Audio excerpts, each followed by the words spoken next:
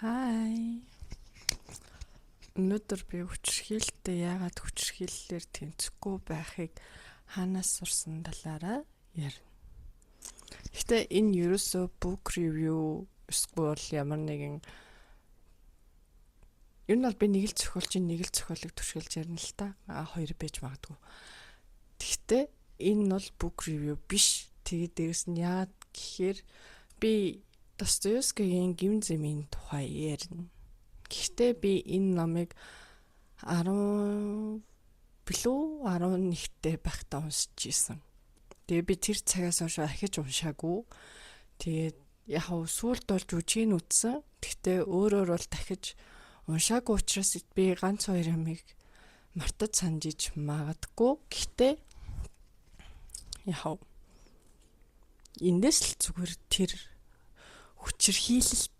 хүчирхийллээр яагаад тэнцэж болохгүй вэ гэдгийг сурсан байхгүй юу? Тийм болохоор л энийг ярих гэж байгаа. Янз янзын нэг тийм нийгмийг цочруулсан амар хэрэгүүд ингээд огцом нэг мэдээний сайтуудаар эсвэл одоо хохирогчийн гэр бүлийнхээ санаатаагаар цацаад энэ хэргийг зөвөр шийдэхэд туслаач гэдэг ингээд нийгэмд хандаа цацдаг шүү дээ. Тэрийг ингээл хүн болгон ширлэл, хүн болгон айц тавтал, хүн болгонд нэг тийм эвгүүцээд хүлээж авдаг. Тэнгүүтээ хилдэг юм нь болохоор аал цаазын ялаас сэргээ дүүжил наадгаа яг өөрөө тийм болго.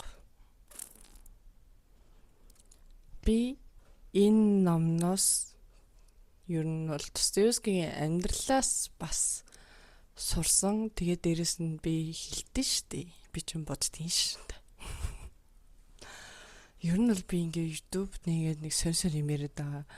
Нэг тийм хүнд заах гэж юм шиг, үгүй ч юм шиг яриад байгаа шалтгаан нь ерөөсөл би хүүхдгээ том болох үед нь байна гэдэгтээ итгэлтэй байхыг хүсэж байна л та. Гэхдээ л амьдралд юу ч тохиолдож болно шүү дээ. Тийм болохоор яг ийм сонир, ийм манай хүүхэд дараа нь үзэх ёстой гэж бодож байгаа юмудаа л хийж байгаа гэсэн үг. Тэгээд манай хүүхэд яг юуг ойлгосоо гэж бодож байгаа вэ гэхээр хүчирхийллээр хизээш тэмцэж болохгүй. Чамайг хүн зохиот авбал чи өдөөс зохиот авч болохгүй. Ер нь бол нэг үг байдэн штэ тий. Чулуу шидсэн болгоны өдөөс чулуу шидэж болохгүй. Гэтэ тийм ямар нэг аимшигтай хэрэгүүд дээр экстрем хүлээн авалттай тийм ал цаазалт дүүжил гэдэг хүн болж болохгүй л гэдгийг хэлж байгаа. Тэгээд дээрэс нь чамайг хин нэгэн хил амаар аимшигтай доромжилж гутааж байсан ч гэсэн чи тэр хүний өдөөс хүчирхийлэл хэрэглэж болохгүй. Тэр ерөөсөө шийдэл биш. Тэр зөв зам биш байхгүй юу? Тэрийг л хэлэх гэж байгаа. За, тэгэхээр би эхнээс нь ярил Достоевский өөрөө одоо хамгийн анхны зохиолоо ядуу хүмүүс. Монголоор л ядуус гэж байдаг хаа тий. Гэтэ би тэрийг уншаагүй л тий. Эхлүүлжэл хийцэн. Тэгээд тэр номыг бичснийхаа дараа нилээн тийм нөгөө уран зохиол тийм тодорхой хэмжээний тухайн үеийн хэсэгтүүдийнхээ дунд ингээд айгүй юу болсон. Танигтаад энэ хүн бас арай өөр сэтгэж шүү. Тийм мундаг хүн байх шүү гэд танигтаад нэг тийм хүрээлэлд орсон байгаа юм л та. Одоо зохиолчдын тийм тодорхой нийгмээс арай өөр тийм төвшөнд байгаа хүмүүсээ. Тэгээд тэр төвшөнд байгаа хүмүүсийн хүрээлэлд орсныхаа дараа юу болсон бэ гэхээр тэр хүн ингээд тухайн үеийн төр засгийнхаа эсрэг тийм тэмцэл жагсаал биш. Тэмцэлд ингээ оролцоод тэр нь баригдснаасаа болоод цаазын ял авсан. Тэгээ яг жинхнээсээ ингээд нүрийн толгойг нь ингээд юмар хаагаад тэгээд буугаад сэнэглээд за одоо будах байгаа юм байна гэж будах байгаа бууныхаа сумыг сэнэглэж байгааг сонсоод тэгсэн чинь хааны илч ирээд ингээд энэ хүмүүсийг өршөөхөр болоод Сибирь рүү цөллөгч явуулахар болдог байхгүй юу? Тэгээд тэр хүмүүс чинь ингээд юу ч чааш тий. Өөрийгөө яг одоо ингээд би цацруулчихсан одоо би ингээд өвчлээ гэд тэнд одоо ганцхан Достоевский биш. Өчтөн олон байгаа. Одоо яг ингээл өвчлээ би ингээд өгч байгаа юм байна гэдгээсээ болоод тэнд байсан нэг хүн бүр галзуурсан гэж үздэг. Тэгээд үздэг юу ярьч үү тий галзуурсан байгаа юм л та. Тэгээд Достоевский яг үхлийнхээ ирэмгээс ингээд буцаад ирсэн хүн байгаа байхгүй юу тий. Гэхдээ яг үнийн эрэг дээрээ дараа нь болохоор хаан яг үнэхээр тэр хүмүүсийг цаазлах тийм тушаал гаргаагүй анханасаа л тэгэж цөллөгтөл явуулах байсан. Гэхдээ гол асуудал нь тэр хүмүүсийг зүгээр л тийм айлгсан байгаа байхгүй юу? Албаар шүү. Албаар. Эйгөө мохоо. Тэгээд хүн ингээд цаазын ямар нэгэн байдлаар буруу юм хийгээд тухайн үеийн төр засгийнхаа эсрэг ингээд юм хийгээд цаазын тавцсан дээр ингээд очиод тэгээ буцаад амьдрахаар болж байгаа хүн чинь амьдралыг шал өөрөөр хүлээж авна шүү дээ.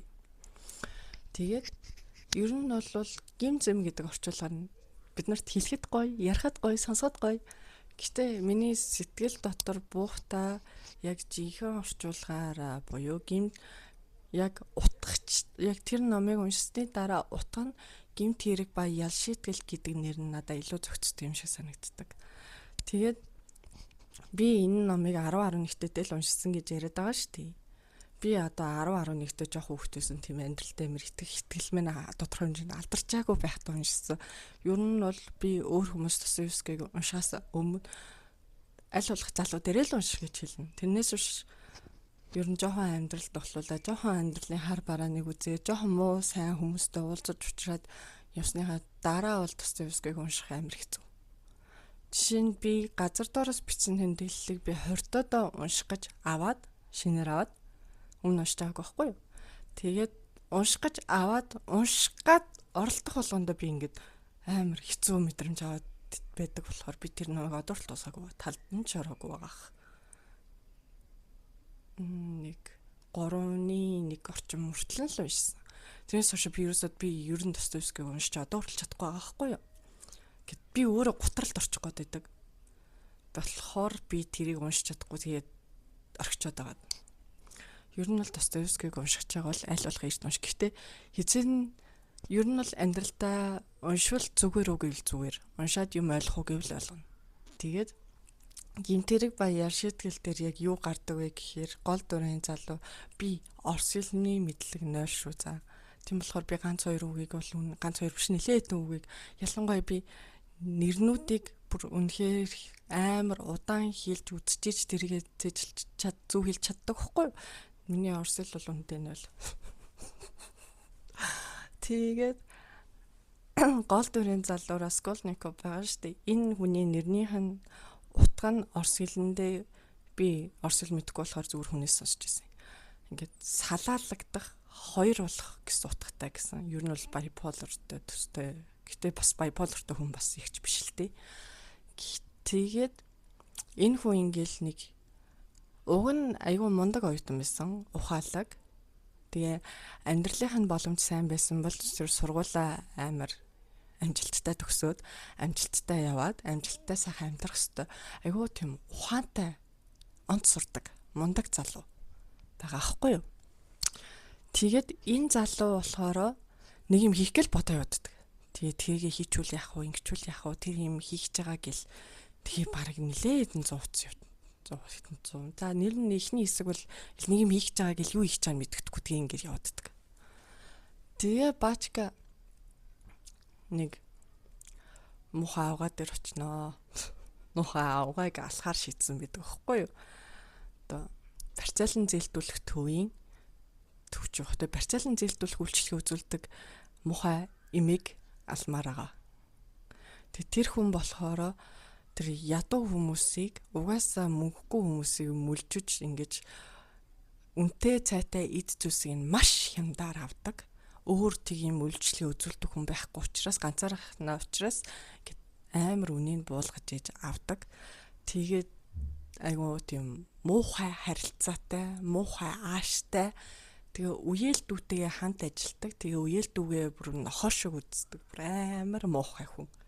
Тийм муухай хүн нэг ингээ алаад тэгээд тэр юмнаас нь хөрөнгөнөөс нь аваад их сургуулаа төгсөөд тэгээ тодорхой хэмжээний тусалцаа хэрэгтэй хүмүүст ингээд дамжуулна гэж боддог хгүй. Тэгээд тэр хүн өөрийгөө зөвтгөхдөө мэдээж тэр хүн чинь аягүй Raskolnikov бол амар мундаг оётой. Данч ингээд төлбөрийн чадамжгүй учраас бүр ингээд сүрьетэй болгон галддаг лөө сүрьетэй болчдөг ч лөө. Тэг ингээд хоолж идэхгүй тэгээ ингээд жижигхэн яг өөрөө ингээд авс шиг өрөөнд амьдэрдэг гэж хэлдэг. Тийм жижигхэн өрөөнд амьдардаг. Тэгээд жижигхэн байдалтай дургу байгаа хгүй юу тэр хүн ер нь бол. За тэгээд тийм муухай хүн ингээд бусдыг мүлжөөд ингээд байгаа хүнийг устгах нь яг одоо жишээ нь дайн тулаанд орж байгаа хүмүүс ингээд дайснаа дараад ингээд ялт байгуулдагтай адилхан эсвэл одоо жишээ нь өөрийгөө айгуу тийм угаасаа тэр чинь мундаг залуу шүү дээ. Тэгээ өөрийгөө айгуу тийм мундаг хүмүүстэй зүүрлээд одоо жишээ нь Наполеонтой зүүрлээд ингээд нэг агуу үйл хэргийн төлөө нэг хүний амь эрсдэх бол юу ч биш гэж ингээд айгуу хөөрхөн төлөвлөнө. Ингээл тийшээ явах замд хідэн алхамын зайтай яг тэгж очин тэр үед тийм юм байна. Елизаветаг байхгүйг нь үеэл дүүг нь байхгүй үеийн ингээд олоод манай хүн имийг сүхтдэг. Тэгээд тэгсэн чинь төлөвлөгөөнд байгаагүй нөгөө гим хоргүй тийм цэвэр ариун сэтгэлтэй тэр муухай хандлагыг нь төвчдөг ч юм уусгүй бол тэрийг ингээд юм чинээ тоодоггүй тоодглосон баг л та тийм тэр муухай дарамтанд ор байдаг байсан тэр хөөрхөн үеэл дүүн ороод ирдэг байхгүй яг алсныг мэдчихдэг гэсэн үг сүгцнийг мэдсэн гэсэн үг. Тэгээд айж цочирдсондоо болол Елизаветаг бас хороочдөг хгүй сүхтэд. Тэгээд тэр чинь нэг хүн ална гэдэг л амар их төлөвлөгөө амар их тийм нөгөө дотоод зөрчилдөөний улмаас үүсэж байгаа асуудал байхад ч хоёр хүнийг үгүй ичдэг. Энэ дээр Достоевский өөрөө ер нь бол тэр нөгөө үнэн алдартны шашиндаа гүн гүнзгий автчихсан хүн. Одоо жишээ нь би буддийн шашинтай гэдэгтэй л адилхан. Тэгээд хүний ер нь ямар ч шашин ер нь бол эцсийн бүлэгтээ төстэй шүү дээ. Тэгээд хүний өөрийн ёс суртахууны хэмжээ гэж нэг юм байгаа. Хүн өөрөө зөв буруугийн мэдрэмжтэй төрдөг, ёс суртахууны тийм үнэлэмжтэй төрдөг гэж одоо ч ярьдаг, тухайн үед ч ярьдаг байсан. Ер нь бол Достоевскигийн зохиол бүтээлүүдийг Зигмунд Фройд буюу сэтгэл судлалын өвөө маань багш маань, үсгэн байгуулагч маань ингээд маш их уншиж тэр хүнээс ингээд тэр хүний зохиол бүтээлүүдээс ингээд юм ойлгож авдаг байсан, тэр хүний хүндэлдэг гэдгийг илэрхийлдэг байсан. Тэгээд ер нь болвол энэ хүн гэдэг чинь өөрөө ёс суртахууны нэг юм хим хэмжээстэй. Иннээсээ давж болдоггүй. Хүн хүнээ шүүдэггүй, хүн хүнээ алж чадахгүй. Энийг хүний ёс суртахууны тэр нөгөө нэг зураас нь давж гарч чадахгүй. Үнэхээр буруу зүйл хийдэг тэр муухай хүн Раскольников боловсрал маш эзэмших боломжтой байсан бол маш боловсралтай хүн, мундаг хүн болох ёстой байсан. Тэгээд нэг хүнийг алаад ингээд тэр хүний муухайгаар хүлжсэн тэр зүйлсийг ингээд сайхан сэтгэлтэй амьдралын юм нухчаанд ороод аргагүйдчихсэн хүмүүст ингээд тарааж өгье гэж уг нь ингээд бодохоор гоё ягаад социализм юм шиг тий. Гэхдээ энийг хүн хийж чадахгүй, хүний ёс суртахууны мораль гэдэг юмд энэ зураас нь давж чадахгүй. Унана. Тэгээд хамгийн чухал сургамж бол ерөөсөө гэмт хэрэг баяа шийтгэл гэдэг нь усаас төрөөс тэр нөө шүүхээс өгж байгаа хүн хүндээ өгж байгаа тэр юу биш. Хүн өөрийгөө би буруу юм хийсэн гэдэг тэр сэтгэл санаа ёс суртахууны ингээд тэр хэм хэмжээсээ давсан гэдэг тэр аимшигтай мэдрэмж нь л хүнийг шийтгдэг гэдгийг энэ дээр харуулдаг. Энэ book review ерөөсөө биш шүү. Хэрэв би тийм ихжсэн бол дахиж заавал олж унших байсан. Би дахиж олж уншиж миний сэтгэл санаа дийлэхгүй учраас би энийг book review маягаар биш зүгээр л дурдаад явчихж байгаа шүү. За. Тэгээд эцсийн тэр бүр ингээд тэр уулын төлөвлөгөө бол тэр хүний мөнгийг аваад сургуульдаа сураад ингээд явах хэрэгтэй байсан шүү дээ. Тэгээд уг нь бол авсан. Жохон юм ингээд авсан. 2 хүн сүгтэж хороосныхаа дараа тэднийхээс 2 юм аваад гарсан. 2 юм биш. Ингээд юм аваад гарсан гэхдээ тэрийг хайцдаг байхгүй. Тэр хүний сэтгэл зүй ингээд тэр хүний ёс суртахууны хэм хэмжээр нь ингээд уул нь өчнөө бодож төлөвлөөд өөрийгөө зөвтгөх шалтгаанаа олоод өөрийгөө Наполеонтой зүрлээд байсан ч гэсэн тэр хүний юу дийлэхгүй. Ёс суртахууны морал нь дийлэхгүй байгаа хгүй юу? Тийм болохоор тэрийгэ чаяа тэгэл буцаад яг нөгөө нэг авс шиг өрөндөө ороод ингээ хөвтчихдэг.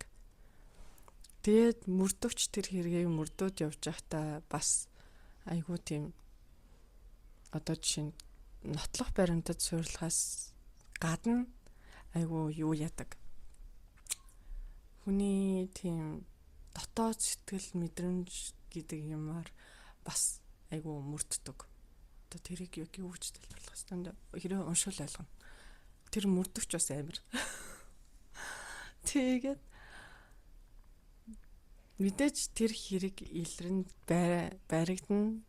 Гэхдээ ер нь бол тэр хүн өөрөө 2 үлээрээ очиод өөрийгөө барьж өгдөг. Яг тэр хэцүү байдалтай байхдаа өмнө нь тэр нөгөө нэг шийдвэр гаргахтаа танилцсан Мармеладовын охин Соня. Тэгээ Сонятай ингэж ярилцаа Сониогоос им гоё ариун цагаан тийм Соня болохоор Библийн ер нь гардаг тийм ариун биеийн үнэлэгч гэдэг нэр томьёо байдаг шүү дээ. Хичнээн биеийн үнэлэх нь ёс зүгөө муухай гэж үздэг ч гэсэн тэр хүний сэтгэл биеэрээ үлддэг зүйлээсээ илүү тэр хүний сэтгэл нь тэнгэрлэг, бурханлаг тийм маш гоё аврал нэгүүлсэн шиг тийм гоё зөөлөн маш сайхан сэтгэлтэй. Яг үнээр дээр өмнөх талхны төлөө л бие үнэлж байгаа болохоос биш тийм муухайгаар шунал сэтгэлтэй хөтлөгдсөний улмаас тийм зүйл хийгээгүй тийм ариун цагаахан охин байдаг. Тэр охинтой ингээ ярилцаж авралыг олоод өөрийгөө ер нь ингэж зур нь бол цутагаа явах байсан. Баригдахгүй байж болох л байсан. Тэгээд өөрийгөө барьж өгч байгаа.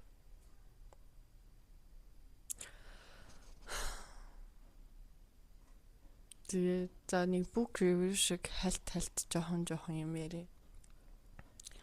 Мармеладов бол амар гоё хэмэртэй маш тийм гоё ир хүн байгаа штэ. Гол асуудал нь тэр хүн ердөө л донтогч байхгүй юу? Донтолтоос үүссэн хүчирхийллийг бол яг үндэ бас буруудах хэцүү мэдээж зөвтөхгүй. Гэхдээ буруудах амар хэцүү. Ягаад гэвэл тэр чинь донтолтоосоо болоод хийж байгаа үйлдэлүүд учраас тийм болохоор ямар ч тохиолдолд донтолт бол өвчин эмгэг. Энийг эмчлүүлэх л ёстой. Яа амар хүтэн байна. Би тавч өмсөхгүй л дараад. Тэгээд донтолт бол тийм. Донтолтыг заавал одоо ийм юм хөгжсөн байгаа нөхцөлд эмнэлэг номлогт ч юм уу Монголдо болохгүй бол гадаадд чамаагүй заавал эмчлүүлэх аргыг хайх хэрэгтэй. Энэ Мармеладов бол ерөөсөө муу хүн биш. Амар гоё хүн эсэргээрээ. Гэтэл тэр хүн охиноо биеийн үнэлж байгаа тэр мөнгөөр нь архиж байгаа байхгүй юу? Тэгээ амьдралаа өөрчлөе гэж явж ирснээр дахиад архинд орчдөг. Тэрнээсээ болоод амьдралынхаа эцсийн хүчийг бүтнэ. Соня ч гэсэн яг үндэ амар гэгээлэг сайхан сэтгэлтэй охин 17 настай байдаг хараа наснд. За тэр үеийн нас яадаг үстэй би сайн мэдэхгүй байна. 17 настайдаа бие үнэлж эхэлсэн охин байдаг. Соня яг үндэ тэгтээ үнэхээр гоё охин. Амар бурханлаг сайхан сэтгэлтэй мундаг охин. Тэгээд Дуня Раскольниковын төрсөн дүү хин гэдүүлээд ямарсан Дуня болохоор ингээд аль ингээд гэрийн багш хүүхдүүдэд нь гэрийн багш хийж байхдаа тэр айлын гэрийн эзэн айлын аав нь ингээд оролдоод тэгсэн чи ихнэр нь тэр талаар ингээд цуу яриад тараачдаг манай нөхрийг оролцсон гэдэг. Тэгээд тэгснээ дараа нь нөхөр нь ингээд миний буруу яг үндэ дууния буруугүй би тэгсэн юм а дууния ямарч буруу дууниуд буруу байхгүй гэдгийг хэллээд тэгсэн чинь тэр ихнэр нь амарсан. Яг үндэ амьдрал дээр тэгдэггүй байх гэж бодож байна. Тэр ихнэр нь дараа нь бас яг тэр баримттай нотлоготойгоор нь дууния буруугүй юм байна шүү гэдгийг ингээ хэлж өгдөг бүх тосгоны хонд. Тэгээд дууниагийн нэр хүнд тэгээд хальт ингээд ньюс маш тэгтээ яг залруулагдсан. Тэгээд дараа нь нэг төрийн албан хаагч нэг хуулийн ферм нийгч байгаа тийм хүнтэй гэр бүл болохоор шийддэг. Яагаад вэ гэхээр тэр хүнтэй гэр бүл болоод ингээд мөнгө төгрөгийн тусалцаа аваад амьдрал хавгаа өөрчлөөд ахыгаа сургуультанд сургаад дараа нь ахыгаа тэр хүний хуулийн ферм партнер нь оруулах тийм юм хийх гэж оролдоод тэгээд ер нь бараг шийдсэн байгаа тухай дүр байгаа. Тэрэн дээр Раскольников амар урам нугарч байгаа. Өөрийгөө авч явах чадалгүй болсон. Аавынхаа цагийг нөгөө буухай барьцаалан зэлдүүлэгч имээд өгцөн. Тэгээд дүүг нь тэгж хүмүүст оромжлоод тэгээд дараа нь ингээд дүүг нь зөөлөн сайхан сэтгэлтэйг нь далиндуулаад ингээд тийм муухай хүнтэй ингээ хайр сэтгэлгүй байхад нь гэрлэн гэдэг нь тэр Раскольниковд амар муухай санагдаж байгаа. Тэгээд ээж нь ч гэсэн баг тэрэн дээрэж магадгүй гэж утгатай захиа бичдэг санагдаж байна. Эсвэл хилдэг ч лөө. Тэгээд захиа бичдэг хаа. Тэгээд тэрийг уншаад тэр хүний уур цухал тийм болохоор энэ юунууд муу хүмүүс нь ч яг амьдрал дээр бид нар харддаг муу дөрүүд сайн бас сайн хүмүүс гэхэд хэцүү. Гэтэ ер нь бүх дөрүүд нь амьдрал дээр бид нар ингээд харддаг дөрүүд учраас энэ бол амар амьдралтай. Дараа нь энийг ойлгоход амар амархан. Урт тэгээ яах гэдэг нь мэддэхгүй жоохон дуншаад байдаг ч гэсэн явуулаад байвал ингээд ойлгоод уншаад байх боломжтой. Эндээс л хамгийн чухал юм бол ямар ч муу хүнтэй муу үнийг хүн шүүхгүй. Тэр хүний өөрийнх нь ёс суртахууны тэр нэг зураас л шийднэ. Гэдгийг л хэлэх гэсэн. Хүчрхийллээр хизээж тэмцэж болохгүй. Нөө. Хүн хүнээ шүүдэггүй. Хүнийг яг үнээр өдрөө би шүүхт тогтолцоонд ч тийм амар татаа ханддаггүй. Хүн өөрийгөө л шийтгдэг. Тэр шийтгэл нь л юу ирдэг болохоос биш. Хин нэгэн хүн нөгөө хүнийгээ өөрийгөө мундаг гэж үзээд хин нэгнийг би хизээч тийм юм хийхгүй тэр бол муу хүн гэж үзэж болохгүй гэдгийг л хэлэх гэж байна. Баяртай.